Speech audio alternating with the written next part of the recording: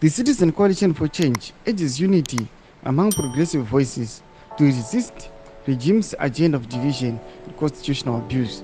Sanamira mashoko atiri kuona kukomana Citizen Coalition for Change vari kuuya vachipa chenjedzo kumasupporters avo kuti aiwa tipei unity wakomana kuti regime isakwanisa kupenetrata matiri. Go subscribe or like or turn on the bell icon. TV Mgomchin's focus. We've witnessed the current coordinated attempts by the regime and its surrogates in various shapes and forms to discredit, blackmail, accuse, decimate, and isolate the authentic opposition voices in the country.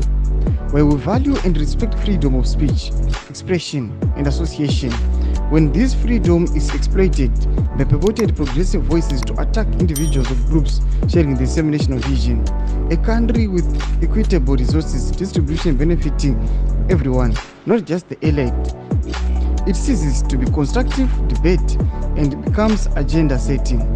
If there is any time that progressive voices must unite for a national cause, surely it is now. Tatukuona panapa komana veCitizen Coalition for Change vari kuti aiwa the regime tirikiona inoda kudisrupta kana kuti inoda kumisa mavoices at the authentic Citizen Coalition for Change.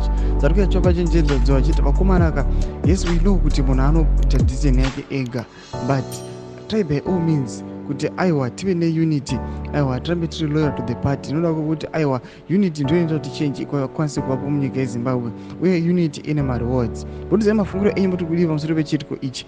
Pina comment section medu, pano subscribe or like and turn on the bell icon.